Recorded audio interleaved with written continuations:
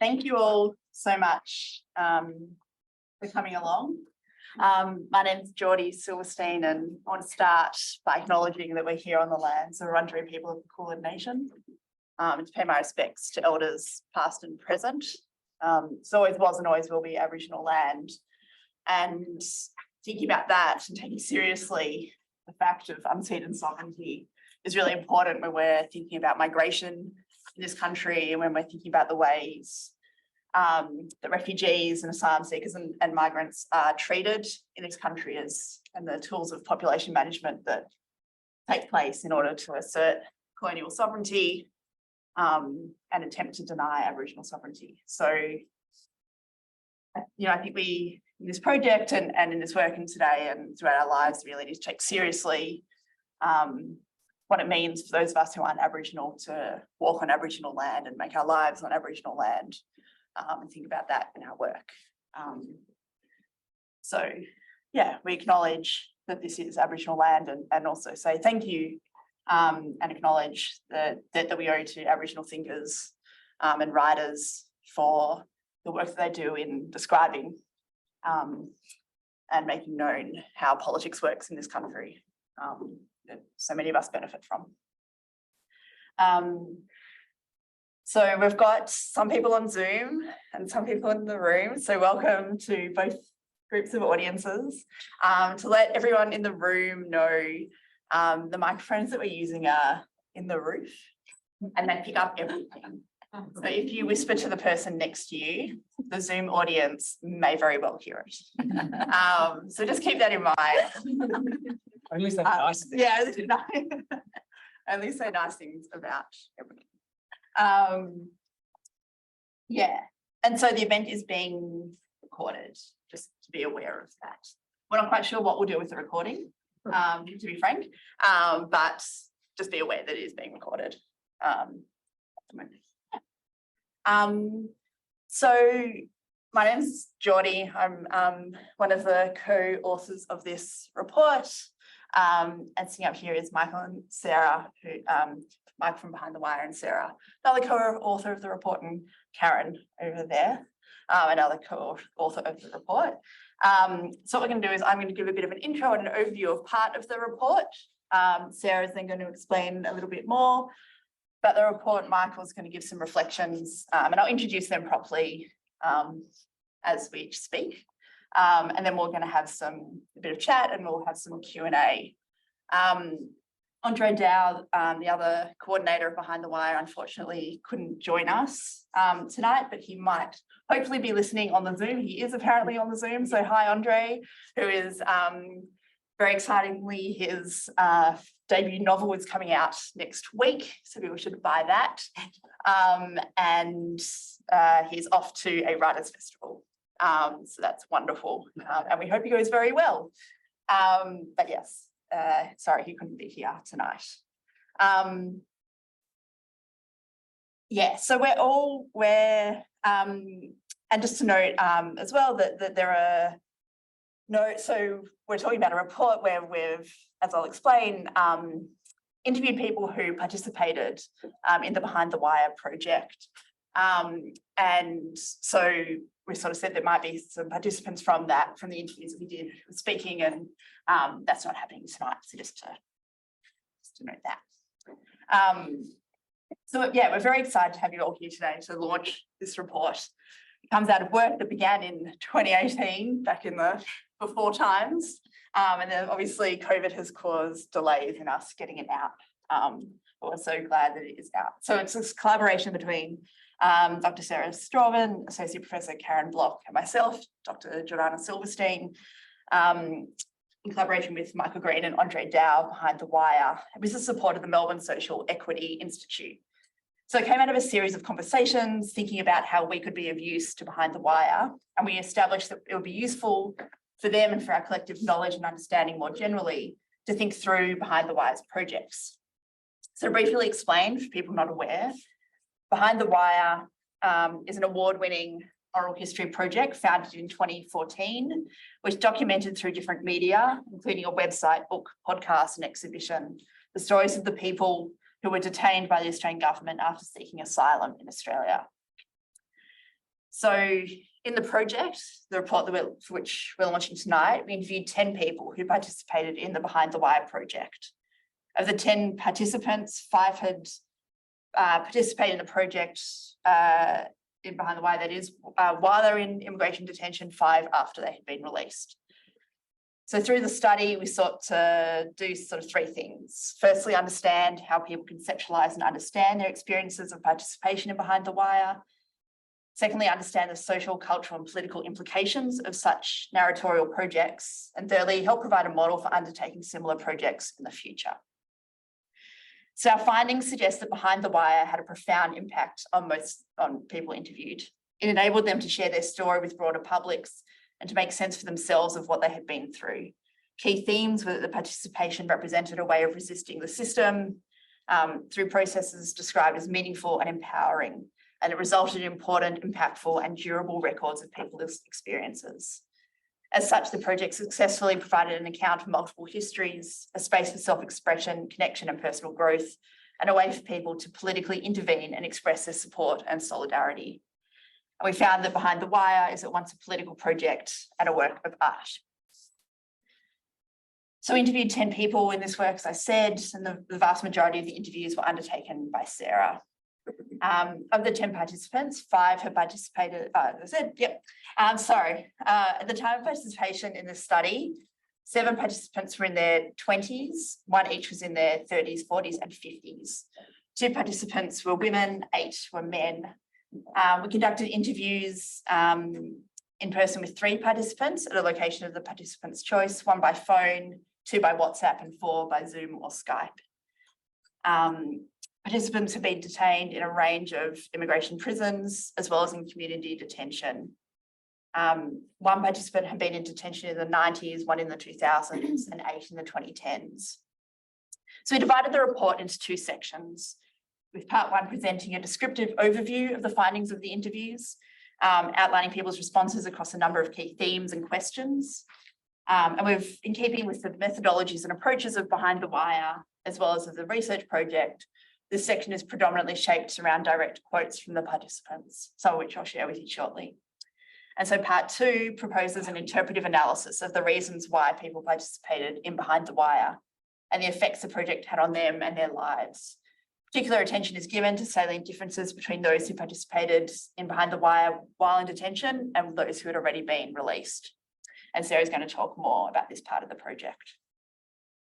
So to give an overview of part 1, in that section, we explore what participants wanted to get out of participating in Behind the Wire, their reflections on the interview process, their expectations, opportunities and surprises, their thoughts on the book and the exhibition, their reflections on the purpose of the project of wanting people to know about who refugees are and what their stories are, their approval of how their story was told, the interactions with family and friends about the project, what they learned through participation in Behind the Wire, the interest and involvement in other projects, any issues or things that could be improved or aspects that could be changed.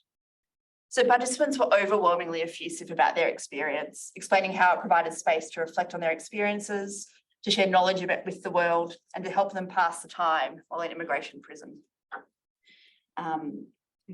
People described their writing skills improving and that it provided a political outlet. People made connections with other participants through realising that they had similar experiences. 1 participant reported that they found that the book opened space for them to engage with their neighbours. I'm going to quote a little bit here. They said, I'm here to show you I'm here to build your country with you. People will see that, and that time they will know you were not here to harm. The book was good for me to enter their houses in a nice, gentle way without forcing myself on them. So they meant this quite literally. Participating in the book gave this person the courage to say hello to new neighbours and to make friends with them.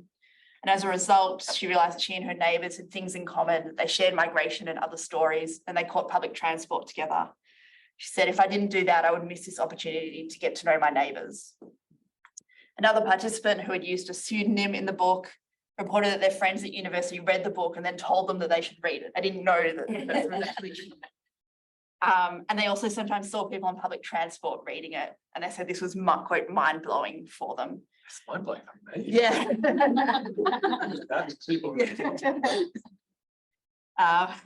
they realised the power of the book to change people's minds and open up new spaces of thinking. And they talked about, seeing particular people in the staff room who they really thought weren't, didn't feel sort of pro-refugee, who expressed this kind of enthusiasm about the book. In terms of issues raised, there are a couple I think worth mentioning for how they can kind of instruct us more broadly. One participant said there were no problems, but it was an emotional thing to have been part of. And they said, and I quote, "Every time I want to talk about it or anyone asks me about the book or the story, I become very emotional. And I remember everything of the time that I spent doing the project, or even how I felt on that time and why I said that, why I didn't say that. And really, it's a very long conversation between myself and thinking about it." One participant who had also acted as an interviewer on Manus Island reported that it was difficult to find people to interview. So there's a lot of mistrust, and a lot of people have had really bad experiences with the media. And there was also the problem of people being, quote, vulnerable and worrying about what might happen to them if they share their stories. And I just want to highlight a few more comments that were made that I think were quite significant. We found that people said this in multiple different ways, but I think this example was really quite amazing of the ways that participating helped some people to redevelop a sense of self and a sense of their own humanity by calling people by their names rather than their boat numbers as allocated by the authorities. So in these detention centres, as most of you will know, people are called by their boat numbers. So to quote again, "One of the interesting experiences in the Behind the Wire project was that every single day when Michael sent me a voice message, he said my name. He didn't send me a voice message by saying QNK002 or BRF, but he said Aziz. He kept repeating my name the whole time that we were sending messages back and forth. And it's just helped me to even use that name because all we're used to it, even with our friends, we're just using the codes like QNK, BRF, MEG. We're using the numbers, so we took over the dehumanization. When Michael kept calling me Aziz, Aziz, at one point I felt even annoyed, like, why is he calling me Aziz, Aziz every time? And then I remembered, oh, wow, it's my name. Then every time someone called me QNK, I said, no, Aziz, call me Aziz. And I started calling people by their names. Yeah. One participant reported that they appreciated the energy that Behind the Wire put into making sure that the book was widely distributed. They said, and I quote, "It meant that they respect the stories in the book. They respect these people's life, and I believe what they were saying, that they want people to read the stories." I thought it was like, just be online, putting the book online and all of that. I didn't expect all that much effort to make sure it was going to every place, every house. It meant a lot. It meant a lot to see them really putting that work and that time in it. It was good. Yeah. Someone else said, "It was a really great experience. It was new." Quote, "Thought the story, I learned how important it was to share my story. I learned a lot about writing and I learned a lot about sharing stories. So it was a wonderful experience." They said this was despite the fact that Manus Island, I quote again, wasn't a place to learn. It wasn't a place to grow because the intention was cruel. And I think that really stood out to me as a really crucial fact that we see, I think, these kinds of what could be called positives that come out of this project, but at its heart, this is all the result of deep, awful violence and suffering. So things might be learned, but this is despite, not because of it. And we shouldn't see immigration prison as a productive space or a place that schools people in any way. So one participant was worried that people who read the book would just, quote, feel sorry for the people whose stories were in it. And they said, I quote again, "I don't want anybody feeling sorry for me, okay? I want you to read my story to be stronger and come to the road, join with other people and asking government to shut the detention centre. I don't want you as a female to crying for me because I was 40 days or more than that or sometimes less on a hunger strike. The time's gone, you cannot take it back. I cannot take it back, all right? We have to stop this policy to other people who are still in the same situation or even worse." And he clarifies further that the book, I quote, "is really a good political statement. Okay, but my problem is the people who are reading this, okay, they're going the wrong way. The wrong way is to feel sorry for Ali because he was 4.5 years in detention centre. He charged with this amount of money for the time here. No, this is wrong. I don't want you to feel sorry." So his politics was quite clear throughout. Participants weren't looking for sympathy or for white saviours, but for solidarity. So it's quite clear that this was also the intention of Behind the Wire. provide space for people to tell their stories and create something out of that storytelling that was as much as possible within their control. So it's a bit of an overview of the first section. I'm now going to hand over to Sarah. Sarah Stroven is a psychologist and narrative therapist specialising in refugee mental health and complex trauma. She worked alongside people seeking asylum in Belgium for 10 years. Her doctoral research explored grassroots community initiatives in Australia where people with and without refugee experience co-create a shared world through narrative practices. Sarah is currently a research fellow in post-disaster trauma and recovery at Phoenix, Australia at Melbourne Uni. She has an interest in translational research that supports communities in their own recovery responses and increases access to systems of care for marginalised people. And she also works part-time in clinical practice. Thank you, Sarah. Thank you, Jordy. It is sometimes easy to feel removed from the reality we're talking about and reflecting on tonight when we find ourselves in virtual rooms and university meetings. So especially for those who have no lived experience of refugeehood and detention. And as we all speak tonight, we do so with great awareness of and commitment to the people and the lives that have been affected and are still affected by border protection policies and the prison industrial complex. I also want to highlight the fact that we're talking about a project that was initiated by ordinary citizens, people like you and me, not mental health professionals, no people in great positions of power. So I just want to emphasize that as well as you listen to the effects that the people are describing, because it tells us something about what we all have in our power to do and to mean for other people. And so the part that I want to speak a little bit to is the difference between the people that participated who had been detained but were already in the community and people who are still in detention while we were interviewing, whilst they were participating. Some of them were still in detention when we interviewed them. And it was just interesting to see some of the differences that they were speaking to. And I'm just going to take some highlights of those experiences. The report is there to the QR code, in line with the philosophy of the project and our research as well. We don't want to speak on behalf of people, so their words are there. It's their words, it's their messages. So we're just really offering a few perspectives for you to take home tonight. And one of them is that for those who were still in detention whilst they participated, there was an enormous profundity in participating because it allowed them to exercise mental control and resistance, which connected them again to thinking critically and independently, where everything was decided for them. This project allowed them to reconnect with their own mental abilities. And some of them had been persecuted exactly because of their critical thinking and their critical thoughts of systems and governments. And so that sense of control, I will talk a little bit more about later on, but seemed to be incredibly important to them. Also because it was connected to preserving a sense of personhood that was otherwise denied to them. And for the people who were not in detention anymore when they participated, there was a strong sense of solidarity, a solidarity that was grounded in their own lived experience of the system.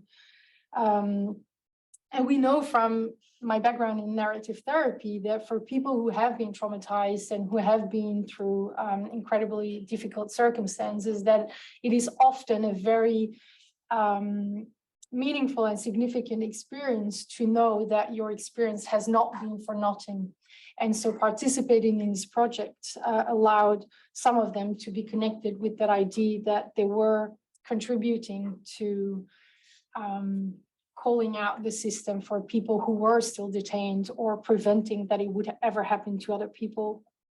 So informed by a great sense of responsibility and giving back, also acknowledging the acts of solidarity that were shown when they were in detention centers.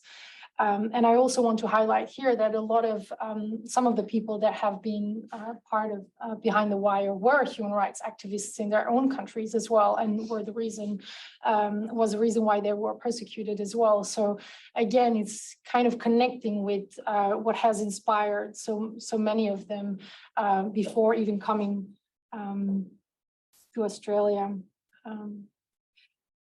And when we're looking at the effects of the project, you will see that connection was an important element, both for those in detention and for those outside of detention.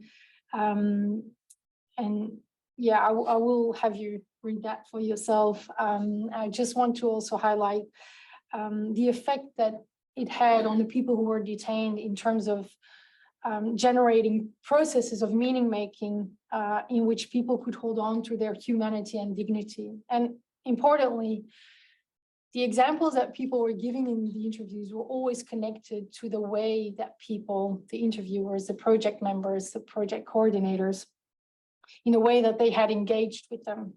It was not in what they were doing outside of it. It was in their day-to-day contact, in the way that they were talking, in the way that they were showing acts of care, that humanity showed itself again. And that humanizing of people's daily experience there seemed to be very, very profound. And when we're thinking of trauma, and obviously I'm coming with that lens, it is also important to highlight that a lot of mental health professionals are working with people who are finding themselves in post-trauma situations. And this project actually was happening whilst trauma was happening.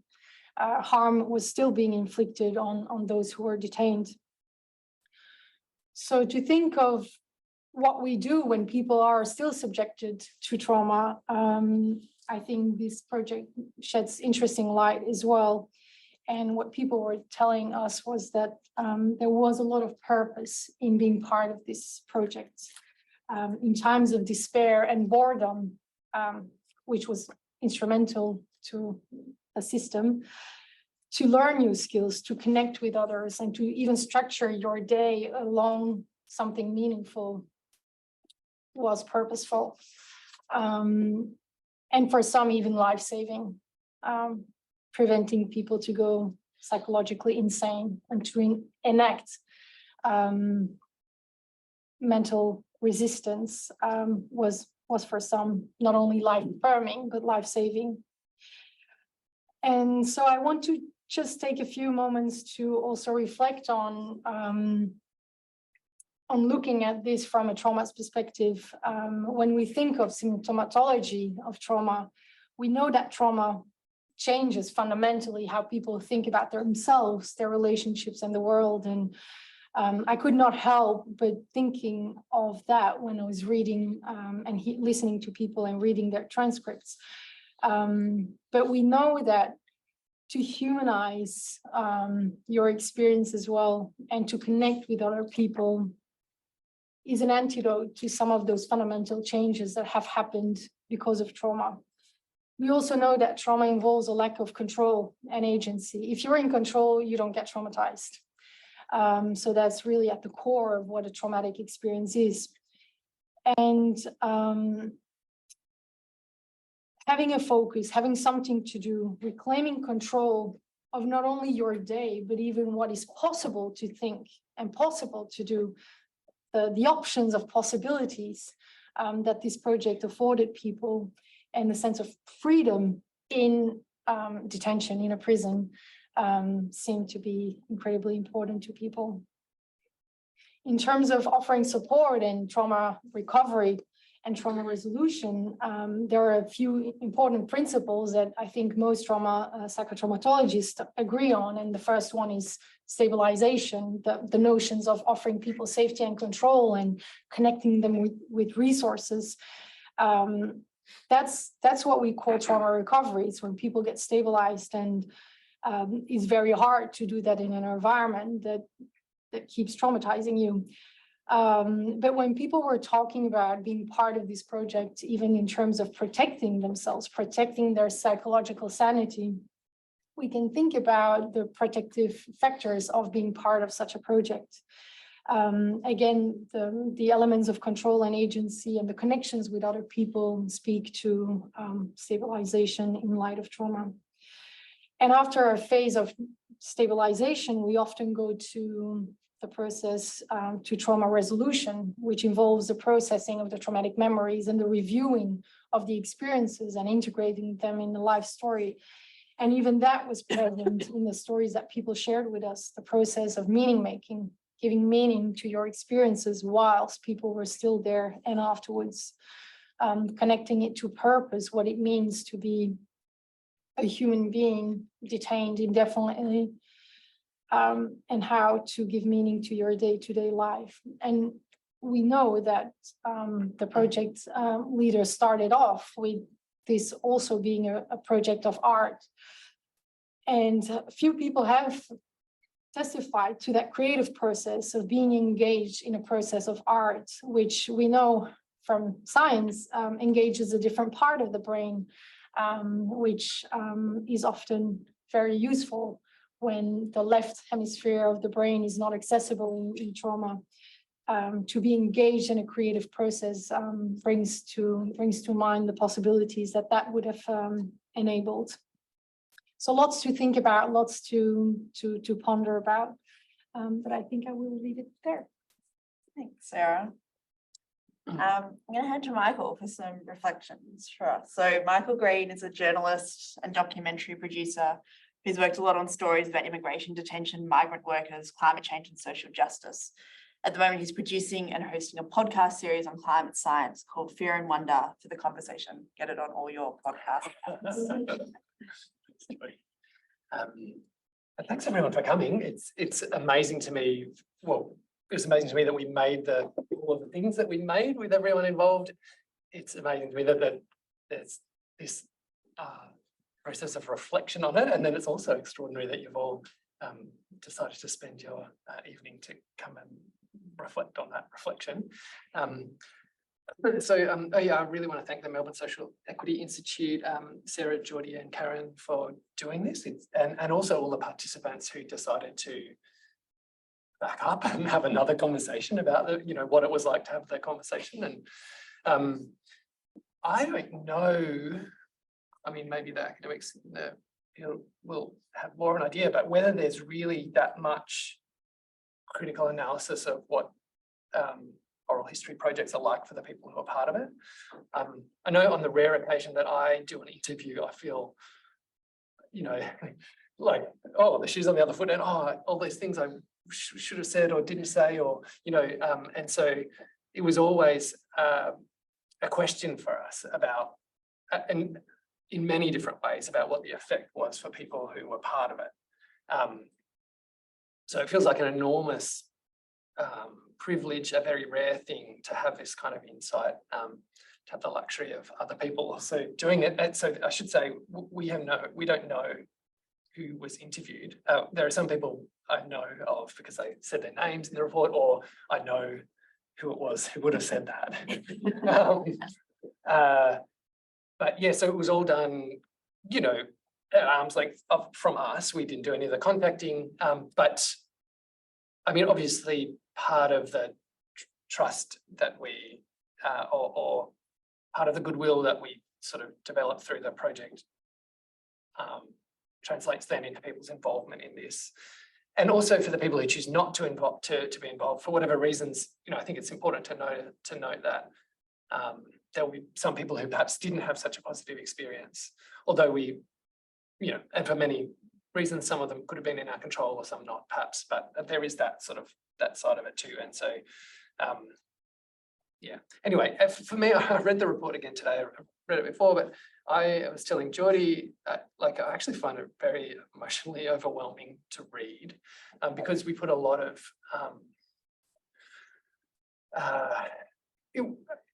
it was an intense project to work on. We put a lot of our energy and passion into it, and a lot of relationships of our own. And there are some people that I'm still in touch with, like rarely, almost every day. There are some people that I'm in touch with less now.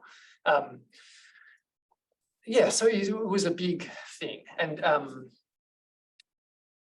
to read people's responses, if they're not impacts that we set out to achieve, or that we really would have considered possible, and certainly that we did not promise, or we didn't feel like we could say that it could have benefits, really. So to read this kind of thing is really overwhelming, and I find it a little bit hard to know what to make of it in some ways, or how to respond. For me, actually, the most important thing is the stories that we made. Or no, that's not necessarily, that's not what I mean. I suppose I have this report means a lot to me, to read it and to understand what it was like for people involved, and to see that some of the things that the ways that we hoped to treat people throughout it did come to fruition.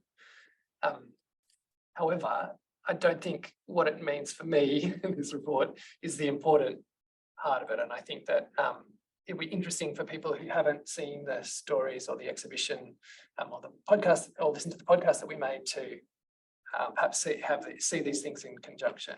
So the exhibition has an online presence now. It's called, the website is storiesfromdetention.org.au. The book was called They Cannot Take the Sky, and the podcast is called The Messenger. And so if you're interested in kind of the original and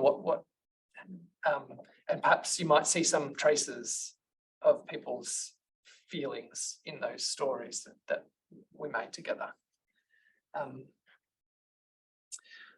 I also sort of feel, in that sense, like, it's reading back, I think part of the reason why I find it a bit overwhelming is that I also read and think of all the ways that it could have gone badly for people, even though overwhelmingly the report shows that it was valuable for people. But I read it and I think, oh, it just seems so fraught to me. And I feel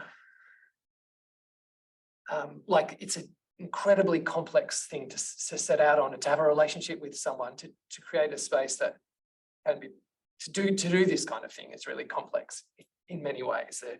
And because it's so long as well, and there's so many ways during and after perhaps that I feel like I might not have met someone's expectations or communicated clearly. Sometimes it's really hard to communicate clearly in these types of situations, because there's such a gap between, in some ways, between my life, in lots of ways, my life experience. But however, I think what I got out of the report reading today was that it's also like incredibly simple, and it's just what we tried to do was create like respect people and respect their life in as much of the complexity that we could get, and to keep that like in all of our encounters, before and during and after and throughout that whole process. And I feel proud that, or pleased that I suppose that attempt worked in a way for lots of the people. Yeah, I have lots of things that I can say, but I'm going to stop there. Thank you. Thank you. So we've got a bit of time. I'm going to ask a few questions and then we'll open it up for you all, and people on Zoom, please put questions into the Q&A function, not the chat, the Q&A. But yeah, we'll just, so while you're all thinking, I guess, Martha, I want to ask, when you started the project, what did you hope to do with it? Yeah, so this is a really interesting question. I was going to say this. So for me, I was doing journalism at the time. I was writing lots of features for The Age, and I had just been through a period of quite a while of writing stories about racialised policing in Melbourne and with the Victoria Police. And I had done a whole series of work. And I kind of got to The Age cut itself down and they didn't run features anymore. And so I couldn't continue doing that. And then I also sort of felt like there was something unsatisfying about that feature form where I would have a long interview with someone and then I would pick a small quote and I would make all the decisions about that. And I would, it wasn't just about one person, obviously. So I was kind of interested in a different form in a way that where I would interview someone and try to empower them to make decisions about the story. I was also, this was at the time, like back in 2014, there wasn't such, this was my sense, perhaps I'm wrong about this, but there wasn't such a strong public presence of ex-detainees speaking out. For offshore detention, people didn't have mobile phones. So there was really no information coming out of Manus and Nauru about what life was like for people. And so part of my sense was kind of curiosity in a way that I approached lots of things that I would write about. It was just like, well, what is happening in there? What are we doing? That was how it started out for me personally, as someone who was doing it. It was a very long, slow process to come up with a way that we thought we might be able to do that. But that was why I started. So it wasn't about trying to have these kind of therapeutic aims. Certainly, like it terrifies me, the thought of that. Like you said, like I'm not a health professional, and so in some ways, I know that's not what you were trying to say with your talk. You're trying to say the opposite, that everyone can be involved in this kind of thing. But it is a little, like when I think about these positive impacts it can have, for me, I worry about the flip side of that too. If I can add as well, I think it bears, it's worth mentioning that you were guided by very, very strong ethics. And I mean, I was very fortunate to interview Michael and Andre for my own research. So I was on the other foot. That was what I was thinking about. Yeah, so I have the other side as well, and obviously, yeah, there needs to be strong ethical guidelines and process of accountability as well if you engage in that sort of thing. I think what I wanted to highlight there was really the idea that sometimes people get really overwhelmed by the enormity of today's problems and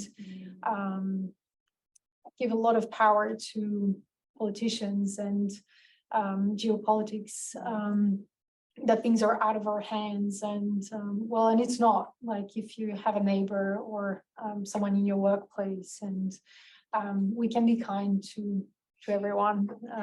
And I think this was really highlighted by the way that people were talking about how they were talked to, how they were cared for, and how they were checked in on. So yeah, ethics is important. I mean, yeah, that's the start of the project. And I'm thinking about the end of the project. And I guess, also I'm sure I'm not the only person in the room who's also doing a sort of slightly similar oral history project. And I'm sure a lot of us are doing projects of various sorts that have an end. And I guess, how did you think about it ending, or how are you grappling with it? Ending, has it ended? What would it mean for it to have ended? Yeah. Well, yeah, so we started off just planning to make a book. Actually, no, we started just planning to make a website with a few stories on it. And then all these other opportunities came up, and it seemed like we were following opportunities that came up, and also where, when I was speaking to Aziz and he was I was getting voice messages from him inside detention at a time when there were no phones. He had a smuggled phone. I was hearing his voice, and then that sort of seemed to demand that I make a thing that had his voice in it. And then we done a series of different things. So aside from that, or sort of spin-off set, we also made a series of sort of, I guess, art installations where people just made recordings on their mobile phone of what they were doing. And that was both from Manus Island and then from immigration hotels. So we sort of had relationships with people, and things came up, new ways to try to capture something about the experience that people we knew were having. it's got to the point where the people that I know who are still, say, in Port Moresby, stuck there, don't have the energy to do more. Basically, that's why we stopped with the people who are still sort of detained.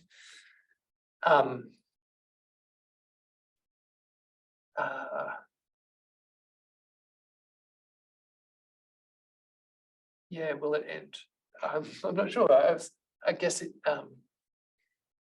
people's experience continues, and yeah, where we have opportunities or things come up, we will. In a way that behind the wire, we're not doing anything at the moment, and it was a little bit of its time in a way, in that, like as I said, our impression at that time was that there would be a role for us in helping to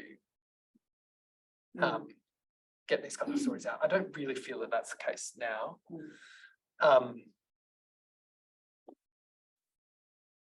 Or we do it in a different way. Yeah. So is that sufficient? Yeah. I guess, yeah, really important as well to think of like the you as outsiders aren't needed. Like things have changed. Yeah, lots changed in the last decade. Yeah, I think so. Yeah. And to the point where it's sort of a bit like, you know, I'm not sure. Like we certainly wouldn't call the organisation that name. We didn't really know what to call it. We could call it that, and then it was like, oh, we've got to change this, and then we did it, and then it was just like, oh well. Yeah. Because it's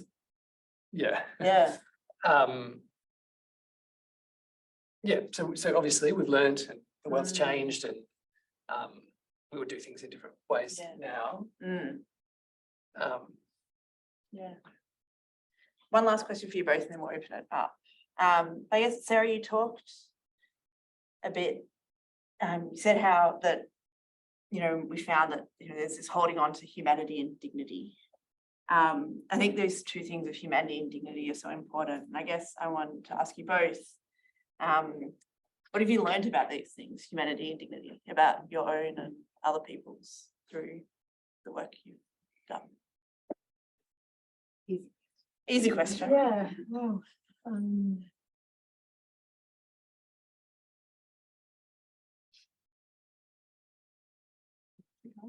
Yeah, no, I mean, it's a lot to think about, but I mean, and I'm sure that other people who are working in the context of trauma often are confronted with, especially men-induced trauma, perpetrator trauma.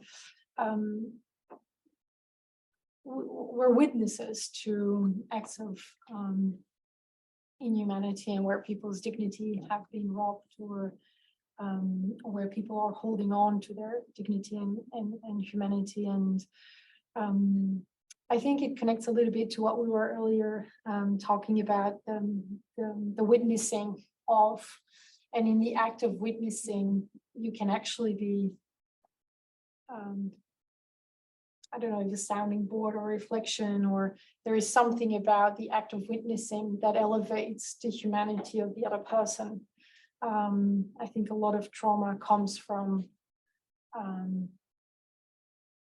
not having the witnessing of someone's humanity. So I think that's what I kind of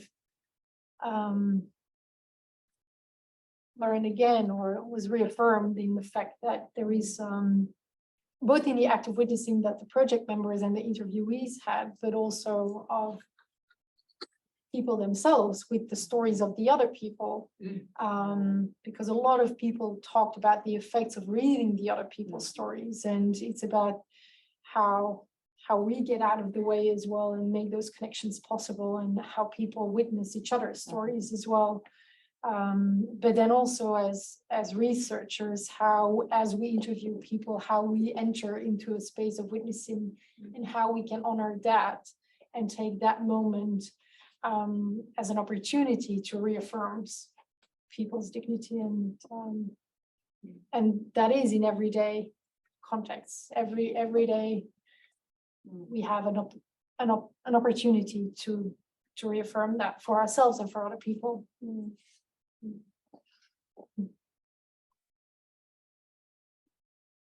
For a moment, I thought it was just a question between humanity. And so, sorry for Sarah. Yeah, I guess for me, I don't know, the best thing about shouldn't make bold statements like that, but an incredibly powerful thing about doing this was like the honor of, or the actual moments of having conversations with people. So like, we typically had several conversations, several recordings. So we'd have a shorter one usually to begin with, and then more, depending on what people wanted to do, if they were up for that. But like just sitting with someone and talking and hearing them share their story felt like an extraordinary privilege. And also like it kind of creates something. It just felt like this incredibly powerful thing of it, and elemental thing about being alive and being a human. And like for me, that kind of connection or the feeling of that is really moving, and almost sort of indescribable. Like, but I'll never forget that experience with this project. And I interviewed probably most of the people, and it was extraordinary every time, like the power of that communication. And I'm sure if people are doing this kind of work, then you might know what I'm talking about. So that is with me in all my interactions in life. Yeah. I'm going to ask Karen. Okay, before I come up there, I just wanted to say, I just convey a message from Andre, who's on Zoom, and unfortunately Andre couldn't be with us tonight because he's on his way to a writers' festival doing other parts of his life, which is fabulous. And but he just wanted to say to everyone that he wanted to convey his thanks to the participants in the project for reflecting on the process of taking part, and that it was a real gift for him as an interviewer to hear about their experiences, and to say thank you to the team here. And he also said, if Michael doesn't mention it, it'd be good to say something about archiving the project. Oh. Yeah, so it's touched on a little bit in the report, but like what happens with this material? And it's quite complex, as academics will know. And so a lot of people have a feeling that what they have to say is important and could have political uses down the track. Also, so we have like very long transcripts, we have short story. So we are gradually working towards figuring out how to keep this material, because now it's on hard drives and websites, and those things don't last. We're going to have to obviously go back to everyone involved and figure out how they want to have their story kept. And lots of archives have, some archives have rules about access and no access, or what sort of limits you can place around whether or. So the exhibition that we made was with the Immigration Museum, and when we first spoke to them, they were interested in having it in there as part of their collection, but they wanted it to be open. And so we just sort of stalled on that, because for most people at that time, there were still people in detention who's not had their refugee status resolved. And so we have a sort of a series of questions about how we are going to do that, and it's a bit thorny, and it will take quite a lot of work for us to figure that out, but we do want to do that. I'm not sure whether that, Andre, put another message. Something else. If I haven't covered it. Andre's going to do it.